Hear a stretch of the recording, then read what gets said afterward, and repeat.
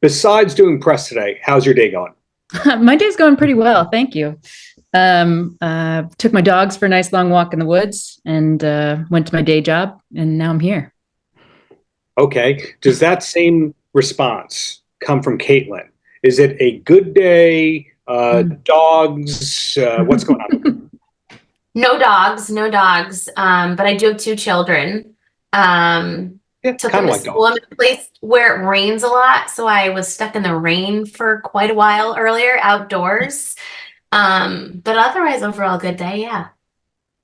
So it's a pleasure to be speaking with all of you because between you three, you all have multiple jobs. So I'm speaking to 2 stars, 2 directors, 3 producers, 2 writers. No, 3 writers, right? Yeah. Okay, so how did this friendship, this collaboration all start?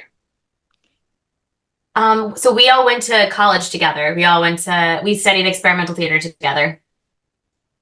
Wait, so you're all Tisch people? We are all Tisch people, yes. Okay, that is a fascinating topic I want to come back to, but we're going to come back there. But first, we're talking about Come Home. When was it actually wrapped? Because of course, you can have the festival cut, then you have the shopping around cut, and then the public can see it cut. Yeah, I think our final picture lock that we were happy sending to festivals was in summer of 2023. Yeah. Maybe, a year ago, September 2023. And not much has changed since then. We did wrap primary photography in 2020. So it took us 3 years to get there. But most of that was budgetary because we wanted to make sure everyone got paid, but we couldn't pay them a lot. So if they had a bigger paying job come along in post, we said, please take it and come back, pick it up when you can. So yeah, all in all, 3-ish years total. Wow. Did you know outright all of you were going to be writing, directing, producing, starring, or did all that come from, we can do it, we got the time and resources? We always knew the writing process was going to be collaborative. That was part of the genesis of the idea of the project, and some of that stems from our background in experimental theater. We always knew that some people were going to be in it. And yeah, we knew that Nicole and I were going to co-direct it from the beginning. So yeah, I think those pieces we did pretty much know. I don't know that Shanaza, Nicole and I knew that we would be wearing the producing hat quite the way that we were when we started out, but it became pretty evident by the time that we wrapped primary. Now, Shanaza, I see you nodding. I haven't given you the chance to weigh in with a direct question to you. So you know these other people from your Tisch days. But, you've worked together with people that we're talking to also on How to Rob and Silo and all that. So what is it that about them that makes you go, these are people that I can not only deal with on camera, but off camera? Well, I mean, these two, right? Oh, don't lean in, Nicole. I want to know. No, we've known each other for like 20 years. And we came up making art together, and we've just been in the world. So I think we do have a shared language and a shared aesthetic, and also just a trust, the kind of trust that you need when you're going to take a really small crew like out into the woods and like make something. So that's we've had that for a long time, and I'm grateful for that. Well, follow-up question, the woods, because these days when we see a film and they say, welcome to beautiful New York City, and you find out that it's in Atlanta or Austria or something like that. Were the woods actual woods, and where were the woods? Yep, we shot the whole film in the Adirondacks. Yeah. Wow, so Nicole, growing up in the Catskills, were you objecting and wishing it was the Catskills instead of the Adirondacks? No, in fact, it's funny. In fact, I do live in the Catskills now. I grew up in Ohio, so it's slightly different, much flatter out there. But I moved to the mountains because that's where I belong. But the Adirondacks, while we were filming, was when I was moving to the Catskill Mountains. So no objections, but the next one we'll shoot in the Catskills. It'll be easier. Well, I just learned that IMDb is wwrong by saying you grew up in the Catskills. It's fine. Don't you worry about it. We appreciate the research, though. Yeah. they put the Tish thing on Nicole. They didn't put the Tish thing on YouTube. Oh, interesting. Oh. So when I said that I want to know everything about the Tish thing, the reason why is so many showrunners, stars of Academy Award winning productions, etc., are Tish alumnus. Wait, alumnus is the singular, alumni is the plural, right? Correct. Yep. Okay. Yes. My grammar's off today. So who were some of the classmates that, besides yourselves, that we would know these days that were your classmates? Were you, for example, with Donald Glover or Maya or that class? Well, I checked out your Maya and Anna interview today, which was awesome. Oops. And yeah, but those are our classmates. Yeah. Completely. Wow. Donald was a little ahead of us. Donald was a little ahead of us, but me and Maya were in a production of Hamlet, where she played Hamlet and I played Polonius. Wow. So. I horrified Maya. I haven't watched it back, but I horrified her by knowing that her dad was Neil Peart from Rush's drum teacher. Oh, yeah. And I don't think she knew that per se. I mean, sometimes you got to horrify the people you interview, right? Absolutely. Yeah. Keep them on their toes. Part of the job. So anyway, looking ahead with Come Home, do you know the home video release on demand, full scale kind of thing? We're kind of riding the wave right now. We're doing our sort of we're doing our TVOD run right now, and then pushing for SVOD or AVOD down the line. But right now we're just focusing on our Amazon VOD, which was released today, October 1st. And and then we'll go from there. There are other outlets that have it right now. Some like Fandango at home and more cable outlets. But if you can find it, watch it, please. Get it. Yeah. Yeah. Are you at the point where you sell off the rights individually to different territories? Like you go, here it is for the Balkans, and here's the title for the Balkans. Do you have to have like? We're leading up into that. We're leading up into that. Yeah. We know it'll be in the UK and Australia. Yeah. We'll come back to you. But we know we do have some of those territories. And it's so cool. This is part of us learning about the whole process, taking it all the way from the beginning to this point. Like, there's no better education than I've ever had. I think, yeah. So to us, it's a new project because, as you just pointed out, Nicole, like officially out today on the on-demand outlets. Are we allowed to know what's next from each of you, or is it all under Hollywood Reporter embargoes for the foreseeable future? Well, for me, I'll say that Caitlin Chinaza and I have a couple other projects in the works that that are just seedlings right now, but they will grow. That's all I'll say about that. I don't know about you folks, if you want to talk about your other projects. Well, season 2 of Silo is going to be released on November 15th. Yeah. So I think that's our biggest other thing that's coming down the line. Yeah. So we're super excited about that. That's also kind of like a family feel, even though it's massive. Yeah. Even though it is massive. And yes. The three of you working together, is that under the Kaching banner? So Kaching is Caitlin and Chinaza. That's the Ka and the Ching. Because they are a married couple and they make a lot of beautiful work together. Yeah. And then Missy We're Film. too busy like making art to have figured out all this branding stuff. We don't say it in an annoying way. We need to go sit down and be like, all right, like what's this part where we do this thing? So we'll come back to you. But yeah, anyway, Nicole, go ahead. Yeah, just Missy Film was what we came up with for this movie because the initial title for the movie was Missy, which is not that anymore. So, but Missy Film encompasses the three of us along with Sathya and Peyton and Bill. So Sathya and Peyton played Arjun and Taylor in the film, and then Bill is my husband, who's the DP. So it's just the six of us. That's Missy Film.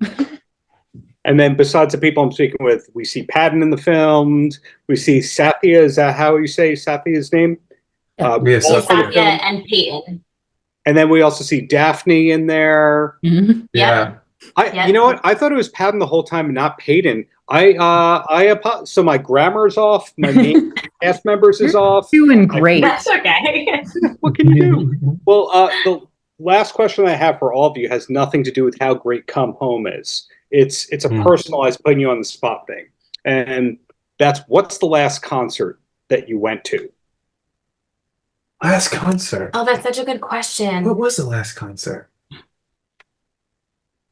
The last concert really good. I was supposed to go to, which I didn't get to, and I'm really bummed about, was Guided by Voices. Was playing in Kingston. So in Kingston, New York. I work for a brewery, and one of the bartenders at our Kingston location is a member of Guided by Voices. His name is Mark. Dope. Awesome. Yeah. And so he was playing with them in Kingston, and I was supposed to get to go, and I couldn't because I had to work. And I'm still very upset about it because I grew up Guided by Voices. Yeah, you're from Ohio. Yes, I know. Ohio. They're my Cleveland, brethren. Yeah. The only problem with Guided by Voices is you're going to get a 3-hour show, which I don't see that as a problem. I don't know if bands should play more than, say, an hour 40. That's just me. Fair. Janaza, do you know what your last concert was? I don't know. Well, we went to Capitol Groove. I think that might have been our last show. Yeah, we went to a festival in Hartford, Connecticut, where we saw Head in the Heart. We didn't stay for Dispatch because we have kids. But also, we went to high school in Hartford, Connecticut. Yeah. And this is like a brand new music festival in Hartford. It's first year, and it's rad because the city's just got all kinds of new stuff. So this is a shout out to Hartford, Connecticut. I think the mayor said it was the music capital of the East Coast, which might have been strong. We're hopeful, but we're building. Tank and the Bangas was supposed to play, but it rained. Yeah. But it was good. Yeah, it was. Yeah. I got one more. To Hartford once to see Iron Maiden because they weren't playing here, so it might be the music capital. But Nicole's got something. Oh, I was just one more thing that maybe the last live music that I saw that I programmed was Bandits on the Run, which is the band who played the song called Back Home that plays at the beginning and the end of our film. They played at the brewery where I work, so I got to see them play. So I want to give them a shout out. Yeah, they're a great band. If you can see them, go see them. They're awesome. They're amazing. Well, now I know, but hey, congrats on Come Home. Glad that there's more projects coming from all of you collectively and individually, and really looking forward to what's come from Silo. Nicole, you're not that boring yourself. Every time. That's awesome. Paltrocast. So, John, leading into it, two-parter. You're dialing in from beautiful Las Vegas, and you're doing well today? I do well everywhere. Yeah. And you're dialing in from Vegas, still your hometown? Still my hometown, yeah. Enjoying the heat. It doesn't seem to be subsiding anytime soon, but we're living with it, I guess. At least it's not humid. Yeah. Where are you? Long Island, New York. You haven't played here in a few years, but you've been here plenty. Long Island. What's on Long Island? Is that Jones Beach? Jones Beach, Nassau Coliseum. Did they ever renovate Jones Beach? Now, it's a funny thing where they renovated everything but the stage and pretty much the seats. So, the Trejo's Tacos is there, but who wants good sound, Well, I remember there was a flood, right, at one point. Yes. So we played, I think, after that.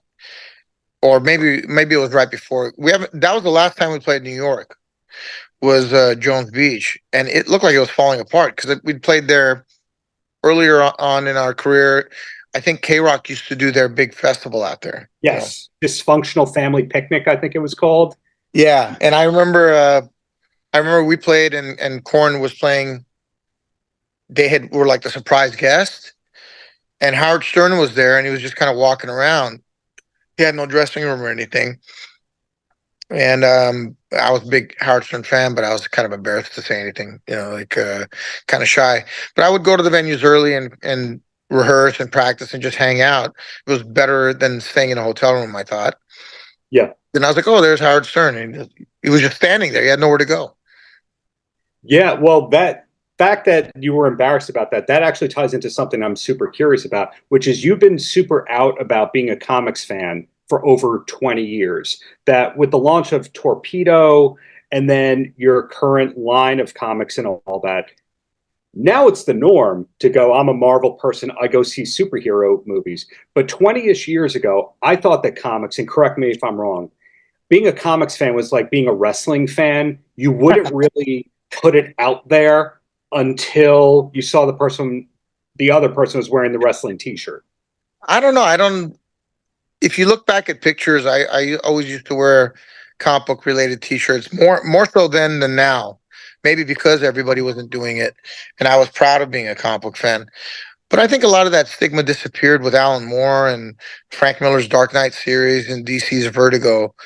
And even earlier than that, when Chris Claremont was writing X-Men and making it more serious, and it became like really something of depth and things that were relatable to the average person. They were dealing with a lot of struggles that a normal person would have, but they just had superpowers to go along with it.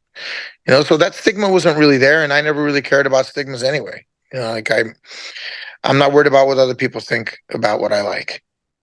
Well, I do remember, as somebody who's been getting press releases regularly for 20-ish years, there was a big press release about you close to 20 years ago about how your drum kit was all customized and it had comic characters on it, and what a big deal that was. In other words, they were going, this is John. He stands out so much because he customized his drum kit. Was that something that you had to talk your team into, or they just didn't know anything about comics and thought you were the only person? When you say team, you mean my band? PR team. I don't remember if it was MSO or Heidi Robinson Fitzgerald. Yeah, Heidi. I think that I'm such a big comic book fan, but I'm a fan of art in general, right? Like in all its different mediums. And I got a chance through the grace of being a System of a Down to be introduced to a lot of comic book artists and writers that I idolized as a kid. And a lot of them ended up being System of a Down fans, and some of them grew to become System of a Down fans, but Sure. It was my in, and I got to be friends with these people. And then I was like, man, I love comics. I love this world. I'm hanging out with Jim Lee. Wouldn't it be cool to bridge those two worlds? And I actually, Jim was the first person I talked about it with. And I said, hey, can you draw on a curved surface? And he goes, well, I've never tried, but I'm pretty sure I could do it. And I said, well, what if I got my drums and I got them kind of blanks, right? No patterns or anything on them, and you guys drew on them. And he said, let's give it a shot. And he was the first one to get it. And then that's how I met Neil Adams, because I went to Neil Adams' table at Comic-Con. I introduced myself and I said, Neil, I'm a big fan.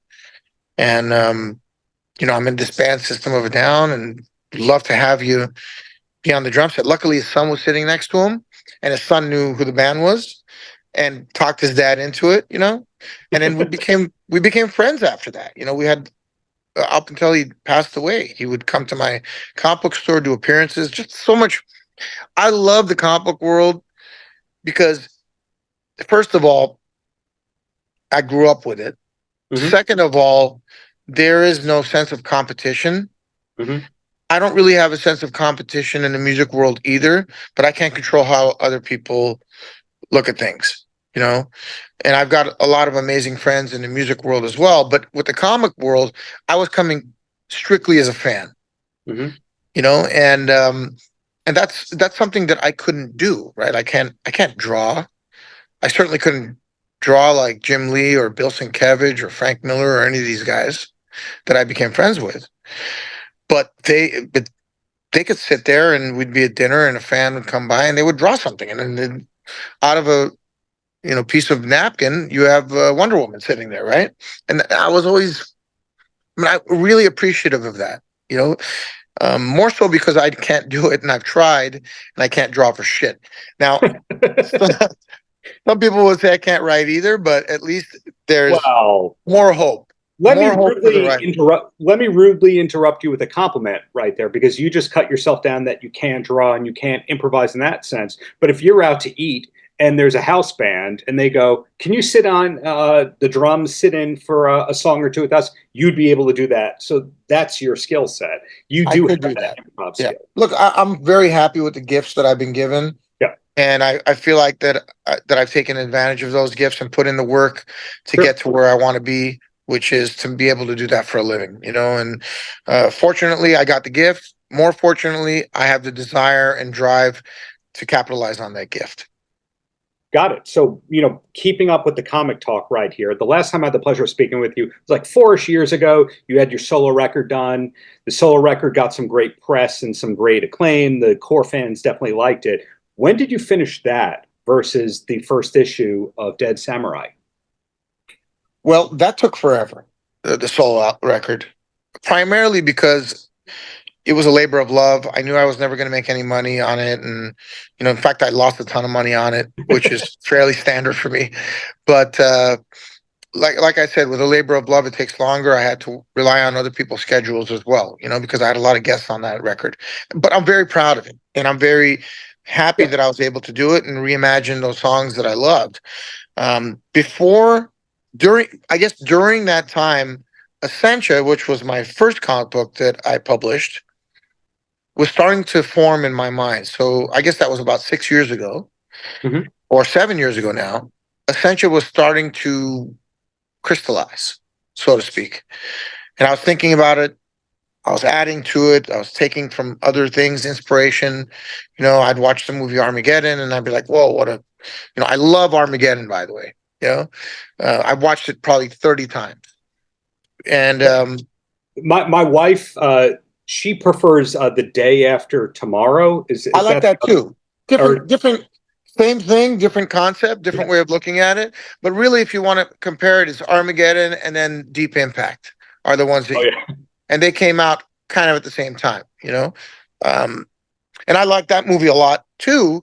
But Armageddon is more like, it's more super, it's more crazy, like more unrealistic. Right. And that's kind of like my whole life's work has been the pursuit of the unrealistic and unachievable, and then making those things a reality, So as Essentia started to crystallize, and again, this is kind of the differentiator between being successful and not being successful in life, is that a lot of people will have an idea, and it'll be a good idea, but they will allow life to prevent them from making that idea into reality. So a lot of people have great ideas. Very few of them will put in the effort and work and time into making it a reality, knowing that there's almost no chance of success. Right? That's a lot of effort to put into something that probably will not succeed. And I think that if you look at successful people, all of them have that kind of, I don't know if you want to call it insanity. I don't know if you want to call it drive. I don't know if you want to call it... Commitment would be more positive way of looking at that. Well, you got to be kind of nuts to think you're going to make a living being a drummer, right? And putting in 11, 12 years of your life learning that craft before you make $1, right? The same thing with Dead Samurai and Essentia, is that really I had no hope of even getting it published. And I went down the road of maybe getting it published by Image, I had some conversations with them. But ultimately I decided that, look, I'm in a financial position to be able to publish it myself and have nobody telling me what to do or having any guidelines or dictates.